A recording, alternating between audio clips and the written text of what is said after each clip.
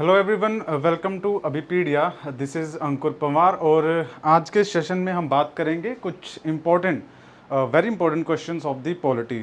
तो आपका polity subject है, एसएससी सीजीएल में बहुत सारे क्वेश्चंस जो हैं वो आपके पॉलिटी से पूछे जाते हैं। तो उन्हीं क्वेश्चंस के बारे में हम चर्चा करेंगे।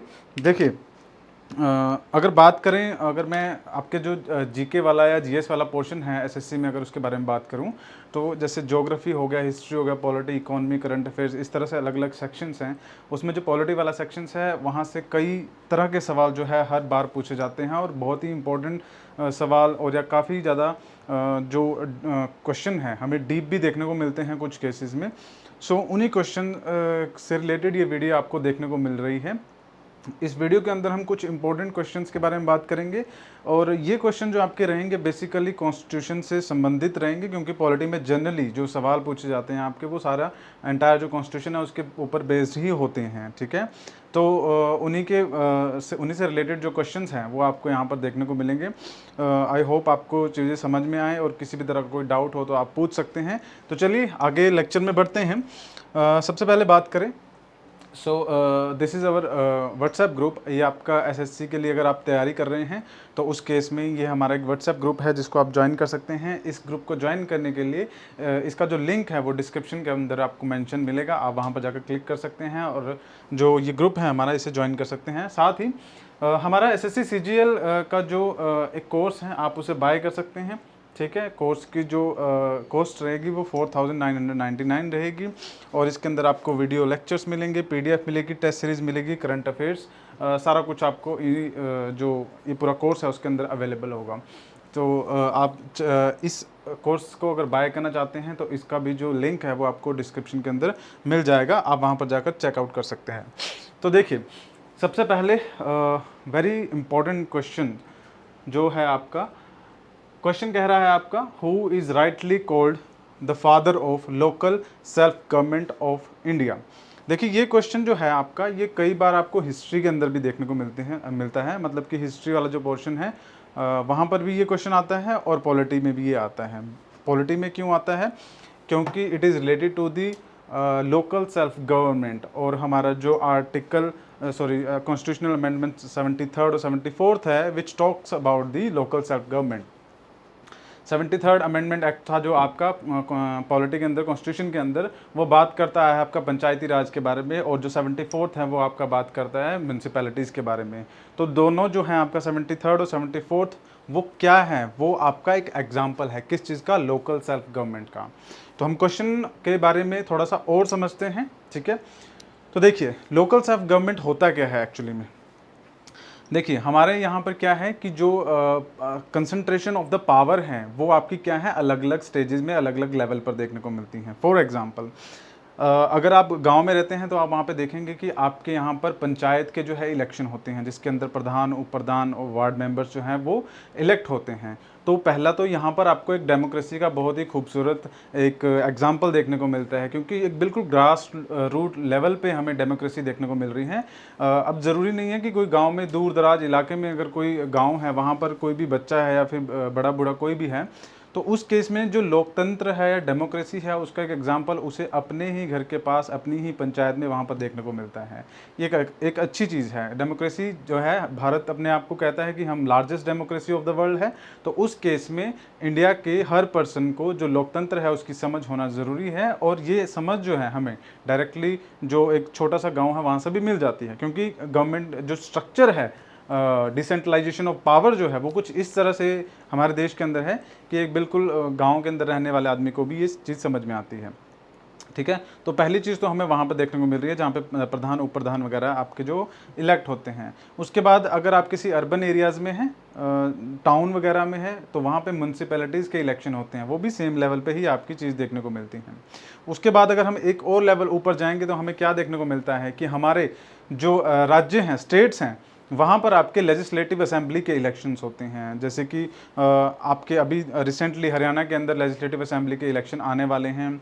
प्रीवियसली कुछ ईयर्स में आपका हिमाचल के अंदर इलेक्शन हुए थे। तो ये ऐसे इलेक्शंस हैं जो स्टेट के इलेक्शन हैं, इनको लेजिस्लेटिव असेंबली के इलेक्शन भी कहते हैं, जिसके अंदर आपके एमएलएज जो है इलेक्ट होते हैं। जो एमएलएज हैं, आपने एमएलए होता है member of the legislative assemblies, ये आपके इलेक्ट होते हैं ये इलेक्शंस के थ्रू। उसके बाद अगर आप इससे एक और लेवल ऊपर जाएंगे तो वहाँ पर आपके एमपीज के इलेक्शन होते हैं, जो आपके मेंबर ऑफ द पार्लियामेंट होते हैं, उनके इलेक्शन होते हैं। ये जो मेंबर ऑफ पार्लियामेंट होते हैं ये आपके पार्लियामेंट जो कि दिल्ली के अंदर है आपका, वहाँ पर बैठते हैं। तो ये 3 लेवल अलग अलग हो गए, ठीक है। एक आपका पंचायत के इलेक्शन हो गए,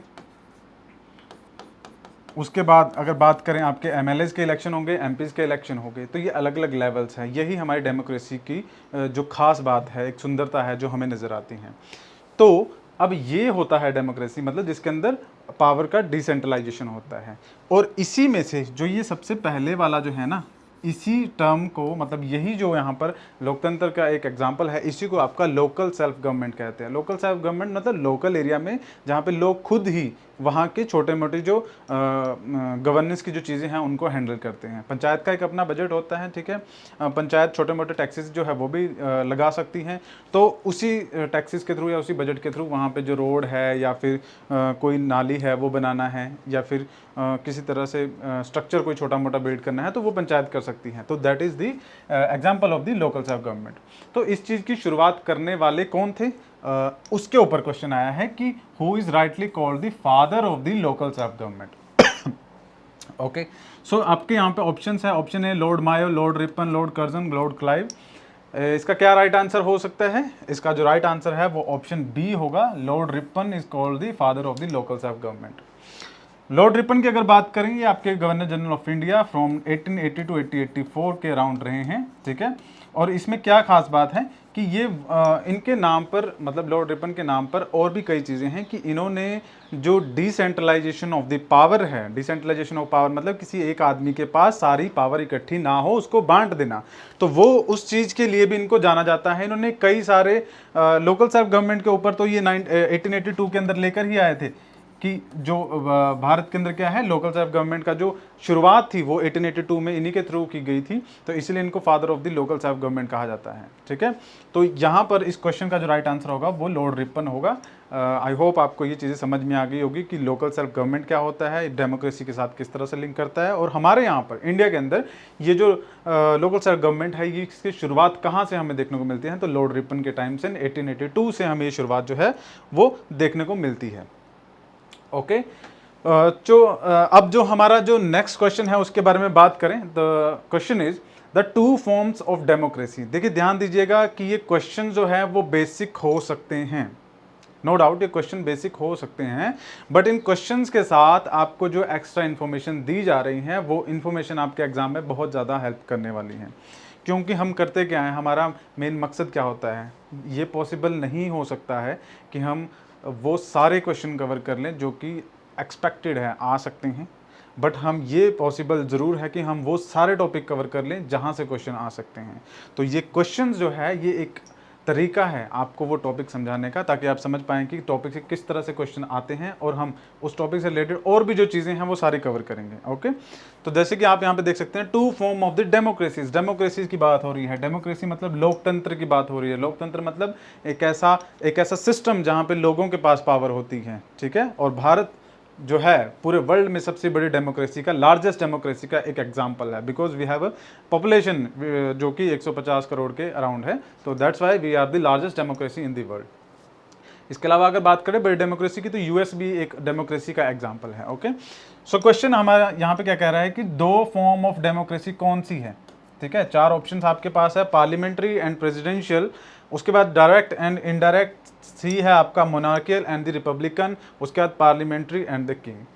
देखिए, अगर आप डेमोक्रेसी समझ गए हैं टर्म को, तो आप इस क्वेश्चन का आंसर इजीली दे सकते हैं। इसका जो राइट आंसर होगा वो ऑप्शन ए होगा। क्यों ए होगा? क्योंकि मैंने कहा कि India is the largest democracy in the world, हमने कहा, ठीक है। तो हमारे यहाँ पर क्या है, हमारे यहाँ पर पार्लियामेंट भी हमें देखने को मिलता है। पार्लियामेंट है जहाँ पर हमारे मेंबर्स ऑफ द पार्लियामेंट बैठते हैं, ठीक है। पीएम बैठते हैं, कैबिनेट मिनिस्टर बैठते हैं, लोकसभा स्पीकर हैं, उसके बाद राज्यसभा है, वो सारा आपका पार्लियामेंट है। तो वो हमारे यहाँ पे इंडिया पे देखने को मिलता है। उसके अलावा अगर हम बात करें तो हमारे यहाँ पे प्रेसिडेंट भी होते हैं, ठीक है। या फिर एग्जाम्पल के तौर पे बात करें तो यूएसए की मैं बात करूँ, यूएसए के अंदर प्रेसिडेंट है, ठीक है। तो हमने कहा कि यूएसए भी एक डेमोक्रेसी का एग्जाम्पल है। तो इसका जो राइट आंसर है वो ए रहेगा, क्योंकि डेमोक्रेसी जो है उसकी फॉर्म, टू फॉर्म्स क्या है कि डेमोक्रेसी आपका पार्लियामेंट के साथ भी हो सकती है, पार्लियामेंट्री फॉर्म ऑफ डेमोक्रेसी भी होती है, और प्रेसिडेंशियल फॉर्म ऑफ डेमोक्रेसी भी होती है। दोनों में लोकतंत्र है। बाकी की अगर मैं बात करूं, मोनार्कियल हो गया, डायरेक्ट रिपब्लिकन और किंग वाली हो गया, ये सारी ऐसी चीजें हैं जहां पे डेमोक्रेसी पॉसिबल नहीं होती है, या फिर डेमोक्रेसी की ये फॉर्म्स नहीं है। एग्जाम्पल के तौर पे हम नॉर्थ कोरिया की बात करें तो नॉर्थ कोरिया में क्या है, आपके वहां पे डिक्टेटर है, ठीक है। सद्दाम हुसैन की बात करें जो काफ़ी साल पहले जिनको फांसी दे दी गई थी, उनकी अगर बात करें तो वो भी डिक्टेटर थे। तो ऐसी आपकी बहुत सारी कंट्रीज़ हैं जहां पर आपका जो रूल करने वाला है, जो मेन जिसके पास कंसंट्रेशन ऑफ द पावर है, वो आपका कोई सिंगल पर्सन है, या फिर कोई किंग है, या कोई डिक्टेटर है, तो वो फॉर्म ऑफ डेमोक्रेसी के अंदर नहीं आएगा। But presidential form of democracy और parliamentary form of democracy, these are the two forms जो कि डेमोक्रेसी का ही हिस्सा है, ठीक है। यहाँ पे जो पावर है उसका कंसंट्रेशन नहीं है। सिंपली अगर आपको कभी भी डेमोक्रेसी के ऊपर सवाल आए तो आप जो वर्ड है ना उसको समझने की कोशिश कीजिएगा कि लोकतंत्र के बारे में बात हो रही है, मतलब जहां पे पावर एक पर्सन के पास नहीं रहेगी, डिवाइड हो जाएगी, डिवाइडेशन ऑफ द पावर होगा। यूएसए की मैं बात करूं, वहां पर जो प्रेसिडेंट होता है बड़ा स्ट्रांग होता है, ठीक है। उनके जैसे हमारे यहाँ पे प्रधानमंत्री है, सेम उसी तरह से यूएसए का प्रेसिडेंट होता है। बट द डिफरेंस इज कि यूएसए का जो प्रेसिडेंट है वो पावरफुल है, and the second thing is उसके पास अपने ही मेंबर्स हैं। जैसे हमारे यहाँ पे प्रधानमंत्री है, हमारे प्राइम मिनिस्टर है, उनके कैबिनेट मेंबर्स है, सेम उसी तरह से जो प्रेसिडेंट ऑफ द यूएसए है उसके पास भी अपने कैबिनेट मेंबर्स होंगे।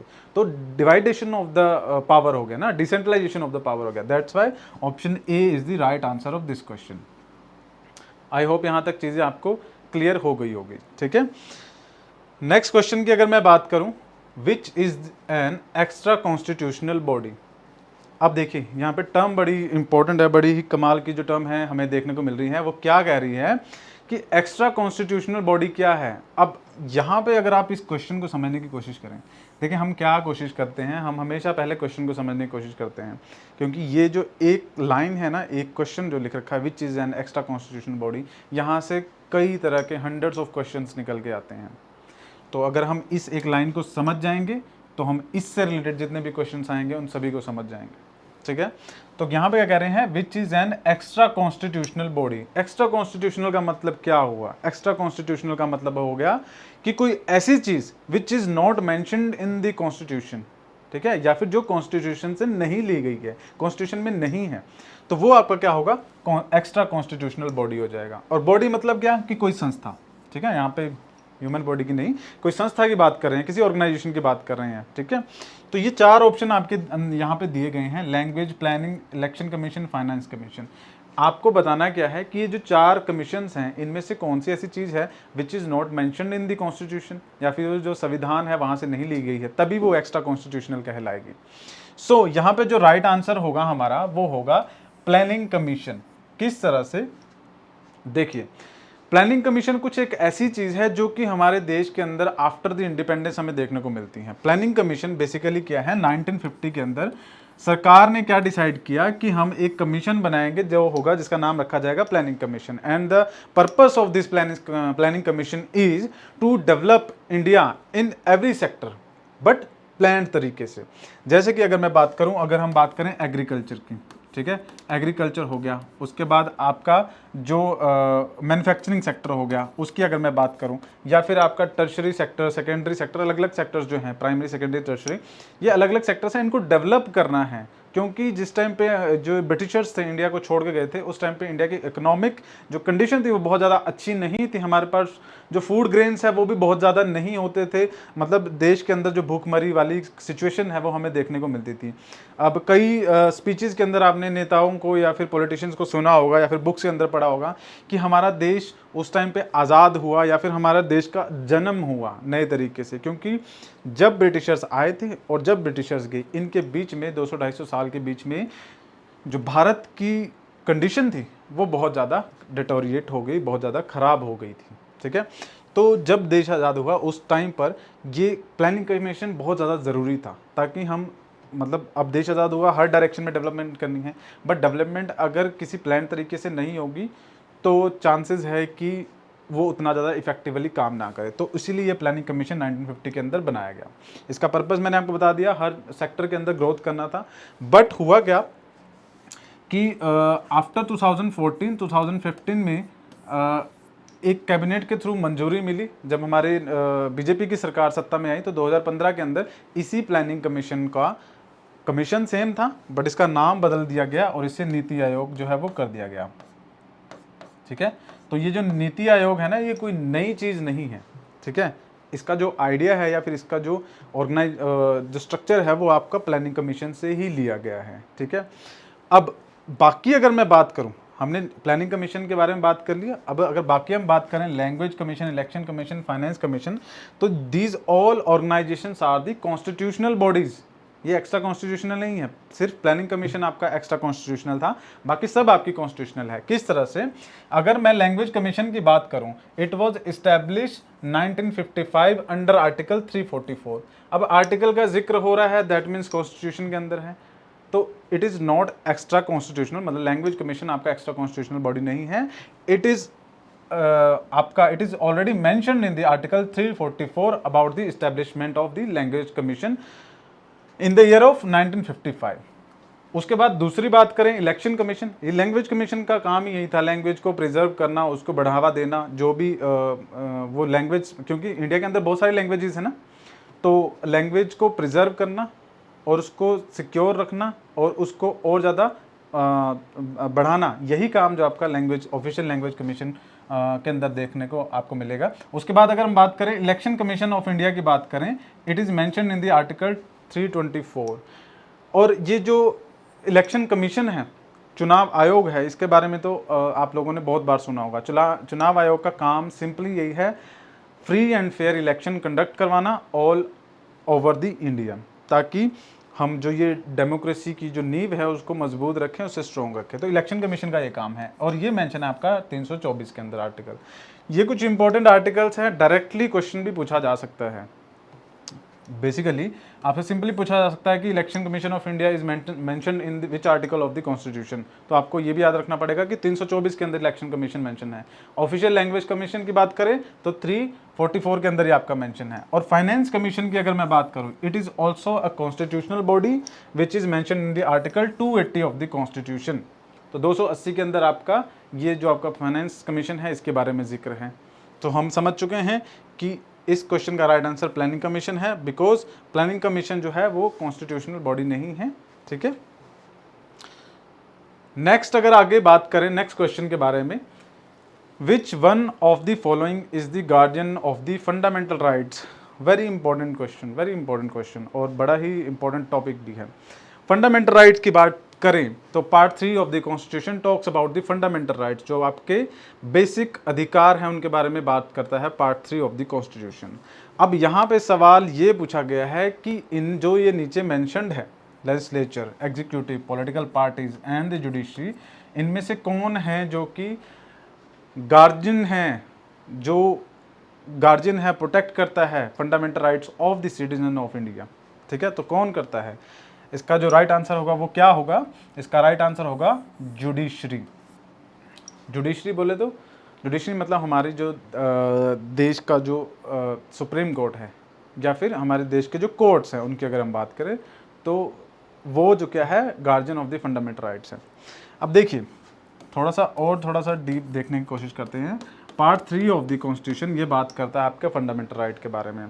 Right to equality, right to education, ये सब आपकी जो चीज़ें हैं, right to life and liberty, personal, ये सब चीज़ें आपकी फंडामेंटल राइट्स के अंदर आती है। फंडामेंटल राइट्स के ऊपर अगर कभी सवाल पूछा जाए तो देखिए, फंडामेंटल राइट्स वो बेसिक अधिकार है जो किसी भी कंट्री के या फिर किसी भी इंडिविजुअल को मिलना ही चाहिए।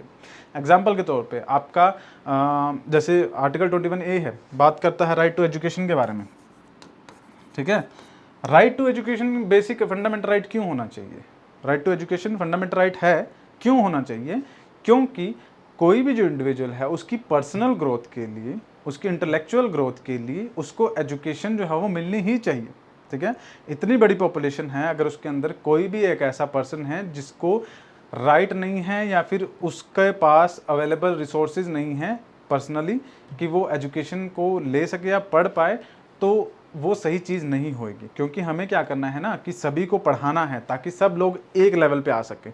जब हम सभी को पढ़ा सकें, उनके एजुकेशनल लेवल एक बराबर लेके आ सकें, उस केस में क्या होगा, तब हमारे पास एक ऐसी कैटेगरी होगी या फिर एक ऐसा स्ट्रक्चर होगा या फिर ऐसे बच्चे होंगे, स्टूडेंट्स होंगे या कोई भी इंडिविजुअल होगा जो कि आगे की जो चीज़ें हैं वो अपने अकॉर्डिंगली कर सकें। अगर आपने एजुकेशन ही दी, उस केस में क्या होगा, उसका जो इंटेलेक्चुअल लेवल उतना है नहीं, तो वो कोई भी एग्ज़ाम क्वालिफाई कर पाना या किसी भी जगह जॉब कर पाना, वो पॉसिबिलिटी उसकी कम हो जाएगी अदर स्टूडेंट के कंपैरिजन में जिनके पास एजुकेशन थी।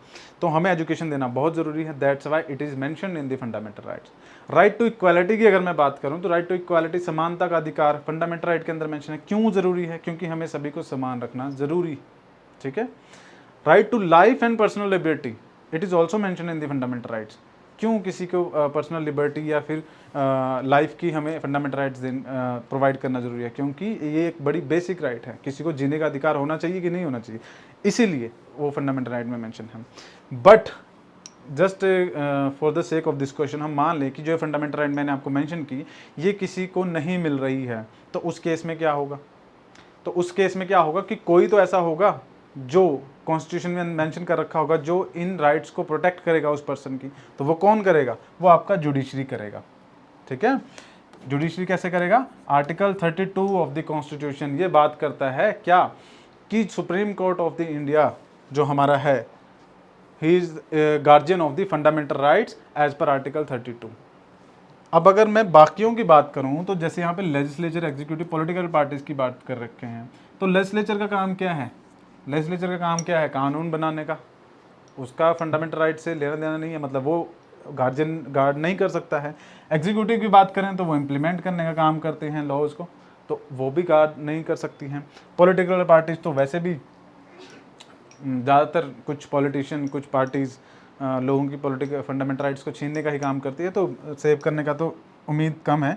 बट हाँ, जो आपका जुडिशरी है वो डेफिनेटली उसके पास पावर है। किस आर्टिकल के थ्रू? आप ये भी याद रखेंगे, article 32 of the Indian constitution ये क्या करता है? That supreme court is responsible for the protecting fundamental rights and providing a remedy for those whose rights are violated. इसके अंदर सुप्रीम कोर्ट के पास पावर है और इनको प्रोटेक्ट करने के लिए सुप्रीम कोर्ट क्या कर सकता है? रिट्स भी इशू कर सकता है। हैबस कॉर्पस मैंडेमस ये रिट्स है आपकी जो सुप्रीम कोर्ट इशू करते हैं इन द केस ऑफ अगर किसी पर्सन की जो फंडामेंटल राइट्स है वो वायलेट होती हैं, ठीक है। तो जुडिशरी आपका जो राइट आंसर था उस क्वेश्चन के लिए। नेक्स्ट क्वेश्चन की बात करें, अ presidential order can remain in force. Option A है आपका for 3 months, for 6 months, for 9 months या इंडेफिनेटली। अब ऑर्डिनेंस क्या होता है, ठीक है, हम यहाँ पे थोड़ा सा डिटेल में बात करने की कोशिश करते हैं। देखिए, नॉर्मल केसेस में पार्लियामेंट के पास पावर है कोई भी लॉ बनाने की, ठीक है। बट पार्लियामेंट की खास बात क्या है कि पार्लियामेंट के 3 सेशंस होते हैं, विंटर सेशन, समर सेशन और मॉनसून सेशन। बेसिकली ज़्यादातर जो पार्लियामेंट के सेशंस में टाइम पीरियड होता है 2 से 3 मंथ का गैप देखने को मिलता है, ठीक है। हर सेशन में मतलब 2 से 3 महीने का जो गैप है वो देखने को मिलेगा। मॉनसून सेशन के बाद आपका विंटर सेशन आएगा तो उसमें 2-3 महीने का हो सकता है, या फिर विंटर के बाद जो समर आएगा उसमें फिर 2-3 महीने का। तो ये साल में इस तरह से होता है। But the maximum time period जो कि एक सेशन से दूसरे सेशन के बीच में हो सकता है वो मैक्सिमम 6 मंथ का हो सकता है, ठीक है। मैक्सिमम 6 मंथ का हो सकता है। तो अब आप ये सोचिए फॉर एग्जांपल कि देश के अंदर कुछ इस तरह की सिचुएशन आती है कि इमरजेंसी लग जाए या कुछ भी हो जाए, वॉर लाइक सिचुएशन हो जाए, इन दैट केस पार्लियामेंट का सेशन नहीं हो सकता है, ठीक है। हम एक जस्ट एग्जांपल लेके चल रहे हैं कि कुछ भी ऐसी एक्स्ट्रा ऑर्डिनरी हालात बन गए कि हम पार्लियामेंट का सेशन नहीं हो सकता है। उस केस में क्या होगा? पार्लियामेंट तो सेशन में नहीं है, दैट मीन्स लॉ की फॉर्मेशन नहीं हो सकती, लॉज कानून नहीं बनाए जा सकते। बट अगर कुछ ऐसा है जो कि वेरी इंपॉर्टेंट है in the interest of public, ठीक है, पब्लिक के इंटरेस्ट के लिए बहुत ज़्यादा इंपॉर्टेंट है, तो उस पर लॉ बनाना पड़ेगा। अब पार्लियामेंट सेशन में नहीं है तो उस केस में जो पावर है वो चली जाती है किसके पास? प्रेसिडेंट के पास, लॉ को बनाने की। और वही लॉ जो बनाएगा प्रेसिडेंट या फिर जो लॉ प्रेसिडेंट इशू करेगा, वही उसी चीज़ को आपका ऑर्डिनेंस कहा जाता है, ठीक है। सेम चीज़ है, इफेक्ट सेम है, बट उसे ऑर्डिनेंस कहा जाता है, ठीक है। तो प्रेसिडेंट कैन इशू ऑर्डिनेंस, ये आप याद रखेंगे, प्रेसिडेंट कैन इशू ऑर्डिनेंस, ठीक है। और यहाँ पर जो हमारा क्वेश्चन है वो क्या कह रहा है? For the 3 months. और ये कौन सा आर्टिकल होगा आपका? 123 आर्टिकल, जिसके अंदर ये प्रेसिडेंट को पावर मिलेगी, ठीक है। तो तो आर्टिकल 123 के अंदर प्रेसिडेंट को ऑर्डिनेंस इश्यूइंग पावर मिल रही है। प्रेसिडेंट की कई तरह की पावर है, एग्जीक्यूटिव, लेजिस्लेचर और ये फाइनेंशियल अलग अलग है, उसी में से ये आपकी ऑर्डिनेंस पावर है। तो अब जो हमारा क्वेश्चन है उस पर अगर हम आए तो यहाँ पे सवाल है कि मैक्सिमम कितने टाइम के लिए। तो यहाँ पे हमने क्या कहा कि पार्लियामेंट के 2 सेशन, ध्यान रखिएगा जनरली चीज़ ये होती हैं बट हो ये भी सकती हैं। तो हमारा क्वेश्चन तो सिंपली पूछ रहा है कि can remain in force president ordinance can remain in force, कि कितने टाइम के लिए रह सकता है, तो रहेगा कितने के लिए। अगर मान लीजिए पार्लियामेंट के 2 सेशन के बीच में 6 महीने का गैप है तो 6 महीने तो पहले यहाँ पर आ ही गए कि 6 महीने का तो हो ही सकता है। मान लीजिए एक सेशन हुआ, वो सेशन जैसे ही खत्म हुआ उसके अगले दिन ही प्रेसिडेंट कोई ऑर्डिनेंस इशू कर देगा, टेक्निकली ऐसा हो सकता है, ठीक है। तो अगले दिन कोई ऑर्डिनेंस इशू कर देगा और जो नेक्स्ट सेशन है पार्लियामेंट का वो 6 महीने बाद बैठेगा, तो 6 महीने टाइम ये हो गया। इन बिटवीन दिस जो ये टाइम फ्रेम होगा उसमें ऑर्डिनेंस आपका रहेगा। उसके बाद क्या हो सकता है, ये ऑर्डिनेंस पावर जो पार्लियामेंट की वो ये भी कहता है कि जब आपका पार्लियामेंट बैठेगा वो ऑर्डिनेंस हमेशा के लिए इंप्लीमेंट नहीं रहेगा। वो किस तरह से रहेगा कि जैसे ही पार्लियामेंट बैठेगा विद इन दी कितना 6 आपका वीक्स के अंदर, 6 वीक के अंदर जब पार्लियामेंट बैठेगा तो आपका वो जो ऑर्डिनेंस है वो पार्लियामेंट के हाउसेस से पास करवाना पड़ेगा, ठीक है। तो 6 + 6 यहाँ पे और हो जाएगा, ये मंथ है आपका, ये वीक्स है आपका, ठीक है। तो यहाँ पर मैक्सिमम जो रह जाएगा 6 महीने 6 हफ्ते के लिए जो प्रेसिडेंशियल ऑर्डिनेंस है वो इशू हो सकता है। तो यहाँ पर आपका ये जो राइट आंसर है वो यहाँ पर आपको देखने को मिलेगा फॉर 6 मंथ। इसमें +6 वीक भी आ सकता है क्वेश्चन में, तो वो भी उस केस में सही होगा, ठीक है। तो ये आपका जो राइट आंसर है इस क्वेश्चन का हमें देखने को मिलता है। A presidential order can remain in the force for a maximum period of 6 months and 6 weeks. It expires after the 6 week of once both the houses of parliament in session. अगर parliament के जो session है वो बैठते हैं 6 महीने बाद और वो ये जो ऑर्डिनेंस प्रेसिडेंट ने इशू कर रखा था उसको 6 हफ्ते के अंदर अप्रूव नहीं करते हैं, तो उस केस में जो ऑर्डिनेंस है वो आपका ख़त्म हो जाएगा, ठीक है। तो मैक्सिमम कितना रहा, 6 महीने 6 हफ्ते के लिए। नेक्स्ट क्वेश्चन की बात करें, which innovative discussion process is the introduction by the Indian parliament in the world parliamentary system. कह रहे हैं कि पार्लियामेंट्री सिस्टम के अंदर कौन सी ऐसी चीज़ है जो इंडियन पार्लियामेंट के थ्रू इनोवेट किया गया है। देखिए सिंपली क्या होता है ना, जब पार्लियामेंट आपका सेशन के अंदर बैठता है तो पार्लियामेंट की जो प्रोसीजर्स होते हैं, प्रोसीडिंग्स जो होती हैं, जो काम काज चलता है, वर्क चलता है, उसमें टाइम जो है वो सभी को प्रॉपर अलॉट किया जाता है। एक एग्जांपल के तौर पे, जैसे जिस पार्टी के जितने ज़्यादा एमपी होंगे उस पार्टी को उतना ज़्यादा वक्त मिलेगा पार्लियामेंट के अंदर बोलने के लिए, ठीक है। पहली चीज़ तो ये। उसके बाद मान लीजिए पार्लियामेंट सेशन में है आपका एक दिन है, तो उस एक दिन के अंदर क्या होगा, जैसे पार्लियामेंट 11 बजे से मैं मान के चलूँ तो 11 बजे 11 से लेकर 12 एक टाइम होगा, एक आवर होगा, उसके बाद 12 से एक अलग आवर होगा। सो उसके बाद आपका लंच टाइम होगा, उसके बाद आपका other work of the parliament होगा। इस तरह से पार्लियामेंट आपका चलता है। तो ये जो क्वेश्चन आवर हो गया, 0 आवर्स, रेजोल्यूशन, प्रेसिडेंशियल स्पीच, ये अलग अलग आपके क्या है पार्लियामेंट्री सिस्टम के अलग अलग छोटे छोटे चीज़ें हैं जो कि पार्लियामेंट्री सिस्टम को रन करने में हेल्प करते हैं।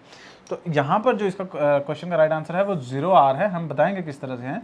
देखिए पार्लियामेंट जब सेशन में होता है तो सबसे पहले का जो 1 घंटा है, मतलब फर्स्ट आवर जो मिलेगा वो क्वेश्चन आवर होता है। इस क्वेश्चन आवर के अंदर क्या होगा कि क्वेश्चन होते हैं, स्टार्ड अनस्टार्ड कैटेगरीज है उनके अलग अलग। उसमें क्या होता है कि क्वेश्चन जो है एमपीज वो पूछ सकते हैं जो आपकी सरकार है उससे, ठीक है। वर्बली भी हो सकता है, रिटन भी हो सकता है। रिटन का उसी टाइम जवाब देना जरूरी नहीं होता, वर्बली का उसी टाइम जवाब देना पड़ता है जो मिनिस्टर्स हैं, मतलब जो सरकार सत्ता में जो लोग बैठे हैं उनको।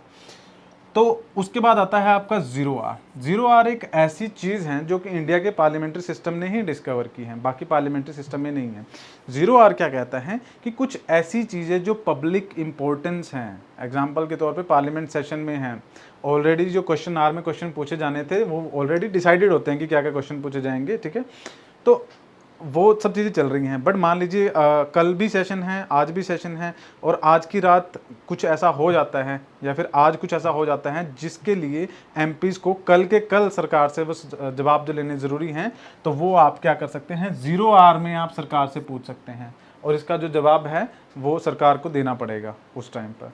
तो ये वर्बली सवाल आपके पूछे जाएंगे और this is the invention of Indian parliamentary system 0 hour, क्योंकि यहाँ पर आप इमीडिएटली जो इमीडिएट कोई भी इशू है उससे रिलेटेड सवाल पार्लियामेंट के अंदर पूछ सकते हैं और वहाँ पे मिनिस्टर जो है उसका जवाब देंगे। तो ये आपका राइट आंसर होगा। रेजोल्यूशन तो पास करवाने पड़ते हैं पार्लियामेंट के अंदर, ठीक है, तो ये बाकी पार्लियामेंट्री सिस्टम में भी होता है। प्रेसिडेंशियल स्पीच भी होता है जब आपकी नई संसद बैठती है, पार्लियामेंट का न्यू होता है, इलेक्शन के बाद होता है, तो उसमें प्रेसिडेंट की स्पीच का टाइम पीरियड होता है। तो ये भी आपका एक नॉर्मल चीज़ है, पार्लियामेंट्री सिस्टम में देखने को मिलता है। बट 0 आवर इज़ दी ये आपकी इंडिया के ही पार्लियामेंट सिस्टम का एक नई जो चीज़ है वो डिस्कवर की गई है या फिर इंट्रोड्यूस की गई है। नेक्स्ट क्वेश्चन है आपका, in which of the following system of the government is the bicameralism an essential feature. Bicameralism का मतलब क्या है, जहाँ पे आपका जो दो दो हाउसेज या फिर दो दो अलग अलग आपका जो स्ट्रक्चर है वो देखने को मिलता है गवर्नमेंट के अंदर। एग्जाम्पल के तौर पे मैं आपको बताता हूँ, जैसे यूनिटरी सिस्टम हो गया। यूनिटरी के अंदर क्या होगा, हमारे यहाँ पे फेडरल सिस्टम है। पहली चीज़ आप याद रखेंगे, फेडरल किस तरह से, फेडरल इज दी मतलब क्या है फेडरल का, कि आपका पावर जो है वो डिवाइड हो जाएगी। जैसे कि एग्जाम्पल के तौर पे बात करें, आपका पार्लियामेंट है सेंटर के अंदर, उसके बाद आपका स्टेट बैठा है, स्टेट के बाद आपका अलग नीचे जो पंचायती राज वगैरह ये भी बैठे हैं। तो फेडरल सिस्टम मतलब पावर का डिवाइडेशन हो गया, ठीक है। यूनिटरी मतलब पावर एक जगह कंसंट्रेट हो गई है। उसके बाद पार्लियामेंट्री सिस्टम, प्रेसिडेंशियल सिस्टम, ये अलग अलग, ठीक है। तो ये जो क्वेश्चन है इसका जो राइट आंसर है वो क्या होगा, फेडरल सिस्टम होगा, क्योंकि फेडरल सिस्टम के अंदर आपका क्या होगा, अलग अलग आपकी डिवाइडेशन ऑफ द पावर होगी, ठीक है। पार्लियामेंट में भी आप क्या देखते हैं ना कि वहाँ पे भी आपका लोकसभा है, राज्यसभा है, ठीक है, अलग अलग है।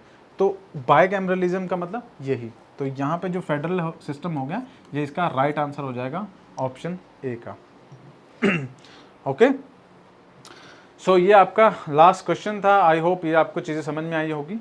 अगेन अगर आप SSC CGL की तैयारी कर रहे हैं तो हमारा एक व्हाट्सएप ग्रुप है जिसका लिंक जो है आपको डिस्क्रिप्शन के अंदर मिलेगा, आप उसे वहाँ पर ज्वाइन कर सकते हैं। एंड दिस इज़ अवर जो कोर्स है ये आपका 4999 में आपको कोर्स अवेलेबल है, जिसके अंदर आपको video lectures, PDF, test series and current affairs सब कुछ अवेलेबल होगा सिर्फ 4999 के अंदर। इस कोर्स को भी आप बाय कर सकते हैं। कैसे, आपको लिंक जो है वो नीचे मिल जाएगा, आप वहाँ पर जाकर क्लिक कर सकते हैं। उसके अलावा अगर बात करें तो देखिए, अगर आप हमारी वेबसाइट है abhipedia.abhimanyu.com के नाम से, आप यहाँ पर जाएंगे, ये वेबसाइट है और इसमें यहाँ पे चूज़ एग्ज़ाम का ऑप्शन आपको मिल जाएगा। चूज़ एग्ज़ाम में आपको बहुत सारे एग्ज़ाम्स यहाँ पे देखने को मिलेंगे, कोई भी एग्ज़ाम हो आप उसे चूज़ कर सकते हैं। SSC का यहाँ पे आपको एक कॉलम मिल जाएगा, यहाँ पे SSC CGL के एग्ज़ाम पे आप क्लिक करेंगे तो यहाँ पे बहुत सारे जो कोर्सेज़ हैं वो आपको नज़र आ जाएंगे। अब देखिए, इसमें आपको ऑल इंक्लूसिव सब्सक्रिप्शन भी मिल रहा है, वीडियो कोर्सेज भी है, टेस्ट कोर्सेज भी हैं। अगर माइक्रो कोर्स की मैं बात करूँ, जो छोटे कोर्सेज हैं, आप यहाँ पर क्लिक करेंगे तो यहाँ पर आपको कुछ छोटे छोटे कोर्सेज आपको अवेलेबल होंगे। कोई भी सब्जेक्ट हैं जो आपका थोड़ा वीक है, आपको लगता है उसके लिए प्रिपरेशन ज़्यादा चाहिए, तो हिस्ट्री, ज्योग्राफी, इंडियन पॉलिटी, इस तरह से आपका इंडियन इकोनॉमी, जनरल साइंस, ये सारे आपको courses, art and culture, environment यहाँ पे मिल जाएंगे। सिर्फ आप सिंगल कोर्स को जो है उसको भी बाय कर सकते हैं, ठीक है। तो अगर आपको किसी भी तरह की कोई और इन्फॉर्मेशन चाहिए, हेल्प चाहिए, तो आप कमेंट सेक्शन में कमेंट कर सकते हैं।